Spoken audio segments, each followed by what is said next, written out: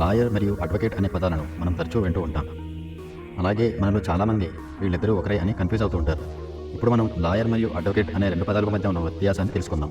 Lawyer మరియు advocate ఇద్దరూ కామన్గా లా డిగ్రీ కలిగి ఉంటారు.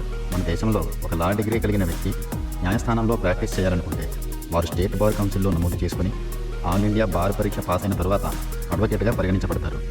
అలాగే వారికి న్యాయస్థానంలో తన క్లయింట్ల తరపున కేసులు వాదించడానికి అర్హత వస్తుంది. లా గ్రాడ్యుయేట్ బార్ కౌన్సిల్లో నమోదు చేసుకోకుండా ఉండి మరియు ఆల్ ఇండియా బార్ కౌన్సిల్ పరీక్ష క్లియర్ చేయకపోతే క్లయింట్లకు న్యాయ సలహాను ఇవ్వడానికి మాత్రమే పరిమితమవుతారు. కానీ న్యాయస్థానంలో తన క్లయింట్ల తరపున కేసులు వాదించలేరు. అడ్వకేట్ వివిధ చట్టపరమైన కేసులలో ప్రాక్టీస్ చేసి ఉండటం వల్ల ఎక్కువ అనుభవం కలిగి ఉంటారు. అయితే లాయర్లకు కేసును వాదించే అర్హత లేనందున తక్కువ అనుభవం కలిగి ఉంటారు. దీన్ని బట్టి అందరూ అడ్వకేట్లు లాయర్లే, కానీ అందరు లాయర్లు అడ్వకేట్లు కారు అన్న విషయం మనకు తెలుస్తుంది.